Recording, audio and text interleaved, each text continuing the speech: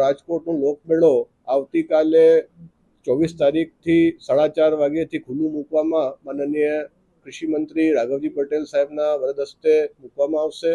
આ મેળામાં ખાસ આકર્ષણ જે અમારા સંગીત કલાકારના ડાયરા પ્રોગ્રામો છે, જેમાં 25મી તારીખે અલ્પનાબેન પટેલ તથા બિહારીદાન ગઢવી સાહેબ, 26મી તારીખે રાજબા ગઢવી સાહેબ, 27મી તારીખે સાઈરામ દવે સાહેબના કલ્ચરલ પ્રોગ્રામ આપણે ગોઠવેલા છે.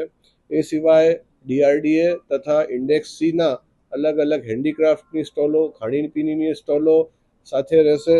આ વખતે અમે ખાસ સેફટી ઉપર બહુ ધ્યાન આપ્યું છે.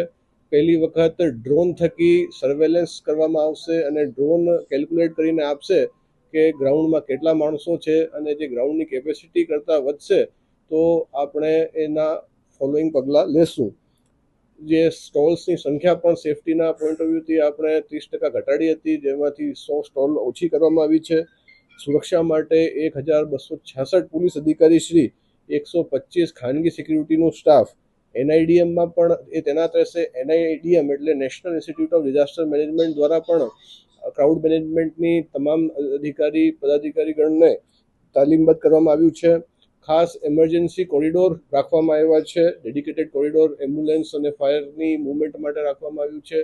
2 એક્ઝિટ ગેટ જે છે એ વધારવામાં આવ્યા છે. ફાયરની ડ્રીલ પણ આજે પણ અત્યારે કરવામાં આવી રહી છે.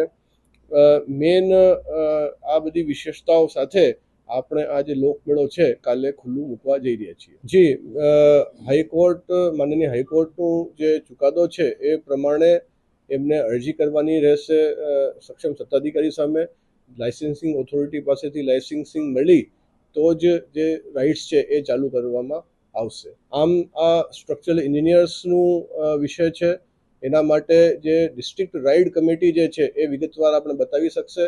માત્ર ફાઉન્ડેશન જ નહીં, એક ચાર્ટર્ડ એન્જિનિયરની સુપરવાઇઝનમાં આ રાઇડોનું નિર્માણ, એની safety audit, non destructive test વગેરે, NDT ટેસ્ટ વગેરે ઘણા બધા, એની મેન્યુફેક્ચરિંગ હિસ્ટ્રી કેટલી સાઇટ્સ જૂની છે, એની ઉંમર કેટલી છે, આ બધી વિગતો સાથે એમને અરજી કરવાની હોય છે. અને અરજી કરીએથી માન્ય હાઈકોર્ટના ચુકાદા પ્રમાણે એને આપણે પ્રોસેસિંગ કરશું અને એમાં જો યોગ્ય હશે તો એમને મંજૂરી આપવામાં આવશે, અને જો નહીં હશે તો પબ્લિકની સેફટી માટે આપણે કોઈ બાંધછોડ કરશું નહીં.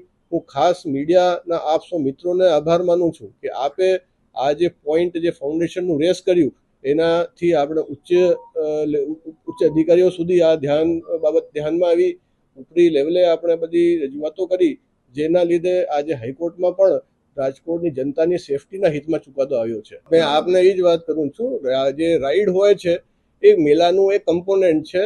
એ સિવાય પણ મેળામાં ખાણીપીણીની સ્ટોલો, નાની ચકરડીઓ જેને મંજૂરી મળી ગઈ એવી, અને સાંસ્કૃતિક પ્રોગ્રામો, હેન્ડીક્રાફ્ટના આઇટમોની દુકાનો, રમકડાની દુકાનો જેવા ઘણા આકર્ષણો હોય છે.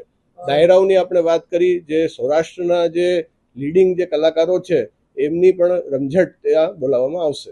એ બહુ સ્વાભાવિક છે કે ભાઈ પહેલાં તો અરજી થાય, અરજીમાં કઈ રીતની એમની તૈયારી છે, અને અમારું એટલું આશ્વાસન છે કે અડધી રાત્રે પણ કોઈ પણ વ્યક્તિ અરજી કરશે તો એની તરત પ્રોસેસિંગ કરવામાં આવશે. આ જે તે લાઇસન્સિંગ ઓથોરિટીથી એક્ઝેક્ટલી વિગત મળી શકશે.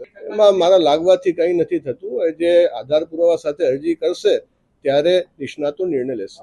આ પ્રશ્ન અમારા વિચારણા હેઠળ હતું, પરંતુ ટૂંક સમયમાં એને ડિસેમ્બલ કરીને પછી બીજા કોકને આપવી એ પ્રેક્ટિકલ રીતે શક્ય લાગતું નથી. એટલે અત્યારે હાઈકોર્ટની નેક્સ્ટ સુનાવણી સુધી 27 તારીખ સુધી હાલ જે સ્થિતિ છે તેમ અમે મેન્ટેન કરશું. એમની સાથે અમારા વાટાઘાટો, એમની સાથે ટેબલ ઉપર બેસીને વિચાર વિમર્શ કરવાના અમારું ઓફર છે.